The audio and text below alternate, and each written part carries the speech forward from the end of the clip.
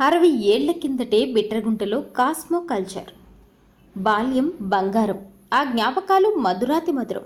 ఒకసారి గతంలోకి వెళితే అవి మనసుకు ఎంత శాంతినిస్తాయో మాటల్లో చెప్పగలమా? లేదు. మా నాన్నగారు రైల్వేలో పనిచేశారు. అందులో 4 ఏళ్లు మినహాయిస్తే మిగతా సర్వీస్ అంతా బిట్రగుంటే. అందువల్ల నా చదువంతా బిట్రగుంటలోనే. ఒక్కసారి గతంలోకి వెళితే మా బాల్యం ఎంత అద్భుతంగా గడిచిందో మాటల్లో చెప్పలేను. ఇందుకు కారణం మేము కుల మతాలకు అతీతంగా పెరిగాం. ఇప్పుడు నగరాల్లో చెప్పుకుంటున్న కాస్మోపాలిటన్ కల్చర్లో పెరిగామన్నమాట. మా స్నేహితుల్లో ఎవరి కులమేంటో ఎవరికీ పట్టేది కాదు. అసలు ఆ అవసరమే ఉండేది కాదు. ఊహ తెలిసినప్పటి నుంచి కులాల ప్రస్తావనే లేదు. ఉద్యోగరీత్యా బిట్రగుంట దాటాక కులాల గురించి మతాల గురించి వినాల్సి వచ్చింది.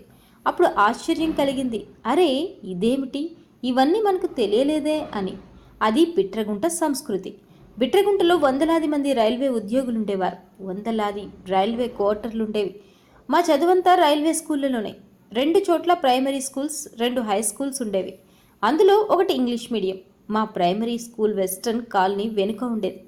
స్కూల్కు చుట్టుపక్కల విసిరేసినట్లుగా ఆంగ్లో ఇండియన్ కుటుంబాలుండేవి. మేము స్కూల్కి వెళ్ళగానే వాళ్ళు నైటీల్లో, గౌన్లతో కనిపించేవారు. వారి వేషధారణ చిత్రంగా ఉండేది. మన ఇళ్లలో ఆడవాళ్ళు చీరలు కట్టేవారు కదా. మన ఇళ్లల్లో ఆడవాళ్ళు చీరలు కట్టేవారు మరి. అందుకు భిన్నంగా నైటీలు, గౌన్లు. నేను చెబుతున్నది 60 ఏళ్ల కిందటి మాట. వీళ్ళేంటి ఇలా ఉన్నారనిపించేది. వాళ్ళ పిల్లలు బయటకు వస్తే వెక్కిరించేవాళ్ళం. ఆ వెక్కిరింపు వాళ్ళ బట్టల గురించి. వాళ్ళ పిల్లలు పోరా అంటూ వెళ్ళిపోయేవారు. వాళ్ళు వేసుకున్న నైటీల గురించి ఆ వెక్కిరింపు. ఇప్పుడు ప్రతి పల్లెటూరులో నైటీలే కనిపిస్తున్నాయి. ఇప్పుడు అది గుర్తు చేసుకుంటే నవ్వొస్తుంది. ఇప్పుడెవరిని వెక్కిరించాలని? బిట్రగుంట మొత్తం ఎటు చూసినా రైల్వే కాలనీలే. ప్రతి కాలనీ ముందు మైదానాలుండేవి. అక్కడ ఎక్కువగా ఫుట్బాల్ ఆడేవారు. అదే ఫుట్బాల్ ఎవర్ గ్రీన్ గేమ్. ప్రతి కాలనీలో రకరకాల ప్రాంతాల వ్యక్తులుండేవారు. ఆంగ్లో ఇండియన్స్, తమిళ, మలయాళం, కన్నడ, బెంగాలీలు ఉండేవారు. తెలంగాణ, ఉత్తరాంధ్ర, గోదావరి జిల్లాలు, రాయలసీమ, కోస్తా జిల్లాలు ఇలా ఒకటేమిటి, రకరకాల ప్రాంతాల వాళ్ళు కాపురాలుండేవాళ్ళు. ఉద్యోగులు కలిసి ఉండేవాళ్ళు.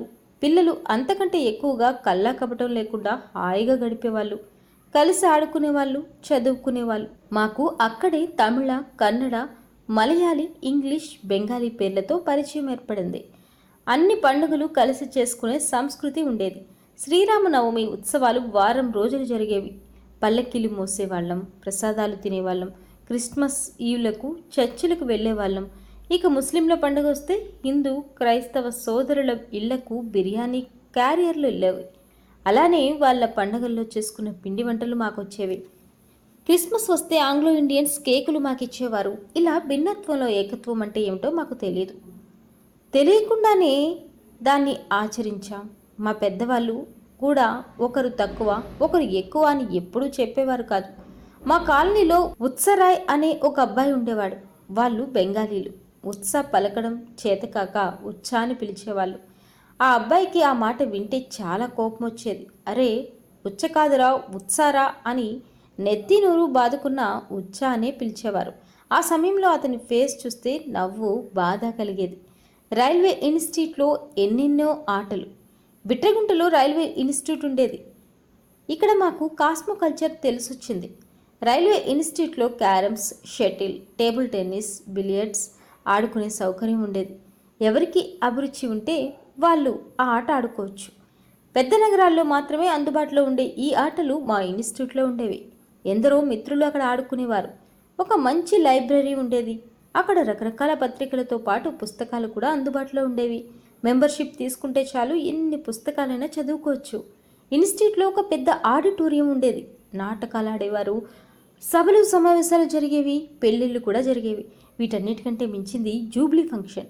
ఆంగ్లో ఇండియన్ సోదరులు తరచుగా ఇన్స్టిట్యూట్లో జూబ్లీ ఫంక్షన్స్ చేసుకునేవారు. కొంత మొత్తం చెల్లిస్తే చాలు ఈ ఫంక్షన్లో చేరిపోవచ్చు. మితంగా మదుపాన సౌకర్యం, ఇంగ్లీష్ అమ్మాయిలతో రాక్ అండ్ రోల్లో కలిసే అవకాశం ఉండేది. అయితే ఫీజు చెల్లించగలిగిన వాళ్ళు మాత్రమే అమ్మాయిలతో చేతులు కలిపేవారు. గౌన్లు ధరించిన ఆ అమ్మాయిలతో డాన్స్ చేస్తుంటే మేము గుడ్లప్పగించి చూస్తూ ఆనందించేవాళ్ళం. అప్పుడప్పుడు ఆంగ్లో ఇండియన్ పెళ్లిళ్ళలో కూడా ఈ జూబ్లీలు చోటు చేసుకునేవి. Bitragunta all India tournaments. బిట్రగుంటలో ప్రతి ఏడాది ఫుట్బాల్ ఆల్ ఇండియా టోర్నమెంట్స్ జరిగేవి. దేశంలోని వివిధ ప్రాంతాల నుంచి మెరికలు తిరిగిన జట్లు పోటీలకు వచ్చేవి. జిల్లాలోని పలు ప్రాంతాల నుంచి ఫుట్బాల్ ప్రేమికులు ఈ పోటీలను వచ్చి చూసేవారు. బిట్రగుంట రైల్వే ఫుట్బాల్ టీం రాష్ట్ర స్థాయి జట్లను ఓడించే పరిస్థితి ఉండేది. బిట్రగుంటలో జాతీయ, అంతర్జాతీయ ఫుట్బాల్ ఆటగాళ్లు ఉండేవారు. బిట్రగుంట ఆటగాళ్లు రంగంలోకి దిగితే ఆ ప్రాంతమంతా ఈలలు, చప్పట్లతో మారుమోగేది. ఆల్ ఇండియా కారమ్స్ టోర్నమెంట్ కూడా తరచుగా జరిగేది. అంతేనా, రంగస్థల నాటక పోటీలు కూడా జరిగేవి. బిట్రగుంట నటులు పలు పరిషత్లలో పాల్గొని గొప్ప బహుమతులు సాధించేవారు. తరచూ సినీ నటులు కూడా బిట్రగుంటలోని పలు సందర్భాల్లో వచ్చేవారు. అద్భుతమైన ఒక పార్క్ ఉండేది. సాయంత్రం అయితే చాలు జనాలతో నిండిపోయేది. రైల్వే ఉద్యోగుల కోసం మంచి హాస్పిటల్ అందుబాటులో ఉండేది. ఒక్కో కాలనీకి ఒక్క స్టేజ్ శాశ్వతంగా నిర్మితమై ఉండేది. ఉత్సవాలు ఎప్పుడెప్పుడు జరుగుతాయని ఎదురు చూస్తుండేవి. ఉత్సవాలు లేని సమయంలో కుర్రకారుకు ఆ స్టేజ్లు చర్చా వేదికలుగా మారేవి. చాలామంది బిట్రగుంట రైల్వే జంక్షన్ అని పొరబడుతుంటారు. చాలామంది బిట్రగుంట రైల్వే జంక్షన్ అని పొరబడుతుంటారు. 3 రైల్వే లైన్లు కలిస్తేనే జంక్షన్ అవుతుంది. బిట్రగుంటలో పెద్ద రైల్వే లోకో షెడ్ ఉండేది. అక్కడ స్టీమ్ ఇంజన్లను మరమ్మతు చేసేవారు. ఇంజన్లను దిశను తిప్పి వెనక్కు పంపేవారు. అలానే రైల్వే పైలట్ల గార్డులు, క్రూజ్